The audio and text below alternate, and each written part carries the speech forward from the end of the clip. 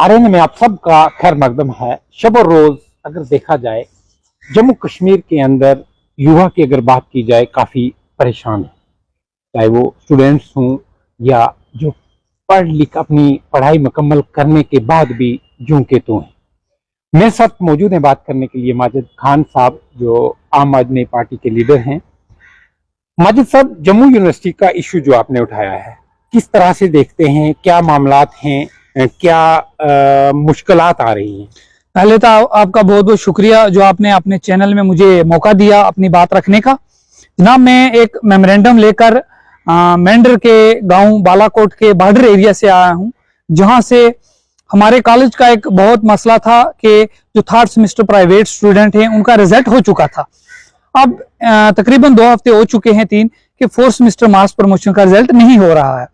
मैं एक मेमोरेंडम लेकर जम्मू यूनिवर्सिटी में आया। मैंने देखा कि पहले जम्मू यूनिवर्सिटी में सैटरडे छुट्टी नहीं होती थी, आज मैंने देखा वहां पे ऑफ था और मैं वापस आ गया वहां से।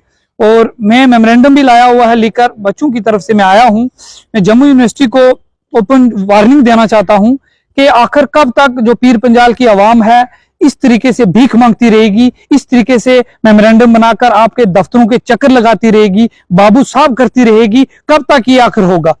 आप अपने सिस्टम को बदलते क्यों नहीं? जम्मू यूनिवर्सिटी को चाहिए कि सिस्टम को अप टू डेट रखें और जो रिजल्ट के मसले हैं, ये लोगों के रिजल्ट जो बच्चों के हैं वो फोर्थ सेमेस्टर जो मास प्रमोशन रिजल्ट है प्राइवेट बच्चों का वो निकाला जाए। मैंने कल यूनिवर्सिटी भी जाना है और वहां उनको अगर उन्होंने विद इन वीक मैं इधर ही रहूंगा, अगर रिजल्ट नहीं निकला तो उसके बाद मैं वहां गद्दा डालूंगा और वहां ही हमने अपने स्टूडेंट के साथ दिन रात बैठना है जब तक हमारा ये इशू हल नहीं होता, क्योंकि ये इशू ऐसा है आगे बच्चों के कैरियर दांव पे लगे हैं। यूनिवर्सिटी क्यों नहीं सुधर रही, बच्चों का खून क्यों पी रही है? फोर्थ सेमेस्टर का रिजल्ट निकाले उसके बाद 2 महीने ये लगा देगी ओवरऑल निकाले में, तो बच्चे कहाँ जाएंगे? उन्हें आगे एडमिशन लेनी होती है पीजीज में, एसएसबी रिक्रूटमेंट आने वाली है, कोई जॉब के लिए अप्लाई करेगा। तो अगर ये यूनिवर्सिटी का यही बिहेवियर रखा तो हमें इनको ठीक करना भी आता है।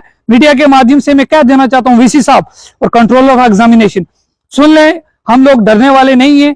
अगर हम 400 किलोमीटर दूर से आ सकते हैं इधर, तो हम आपके दफ्तर को भी अंदर जाने की भी हिम्मत रखते हैं। आप ये मत सोचें कि हम लोग सिर्फ बाहर से आपको एप्लीकेशन देकर बार बार आएंगे चले जाएंगे। अब वो वक्त चला गया है, हम ताल ठोक के आपसे काम लेंगे और करवाना जानते हैं। वजह क्या बता रहे हैं कि जो रिजल्ट नहीं निकालने की, रिजल्ट जो है मास प्रमोशन जिसकी आप बात कर रहे हैं वो क्यों नहीं रिजल्ट आउट किया जा रहा?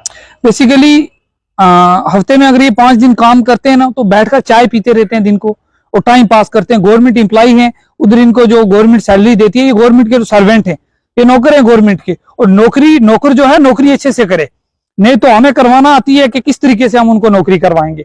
ये जो काम नहीं हो रहे हैं, अगले महीने आना अगले महीने आना, हम क्या इनके नौकर लगे हुए हैं अगले महीने आना? इनको क्या पता मेंढर से या बॉर्डर से यहाँ आने में 2000 रुपया किराया आन जान का लगता है। इनको क्या पता इधर होटल में रुकने में 5000 रुपया लग जाता है 2-3 दिन में।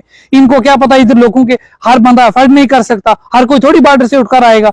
1-2 बच्चे को किसी को हम कलेक्शन करके पैसे देते हैं। जनाब आप जाएं यूनिवर्सिटी में, ये इशू जो है इसको रेज करें, उनको कहें। तो हमने कल भी जाना है यूनिवर्सिटी में, तो हमें उम्मीद है कि यूनिवर्सिटी हमारे जो बात पे खरी उतरेगी। अगर नहीं उतरेगी तो हमें करवाना आता है।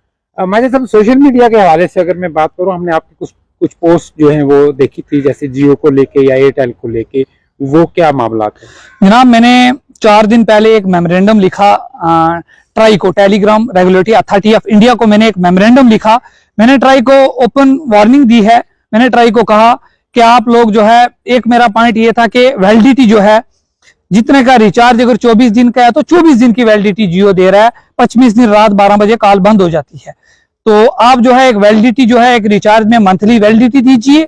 दूसरा, उनको मैंने ये पॉइंट में लिखा था कि मंथली कैलेंडर जो है साल में 12 मंथ होते हैं, आप 13 बार रिचार्ज क्यों ले रहे हो 13 मंथ का? वो ऐसे कि हर मंथ इन्होंने 2.5 कर दिया है, तो जो हर महीने में 2-2 3-3 दिन बच रहे हैं रेस्ट ऑफ ऑल जो 11 महीने से, और हमें वो 13 महीने का रिचार्ज पड़ रहा है। मैंने इनको ओपन वहां पे मेमोरेंडम में लिखा ट्राई को कि आप इनको, ट्राई की बात जो जियो और एयरटेल नहीं मान रही है, पता नहीं कैसी ये गवर्नमेंट अथॉरिटी है कि इसकी कंपनियां बात नहीं मान रही हैं।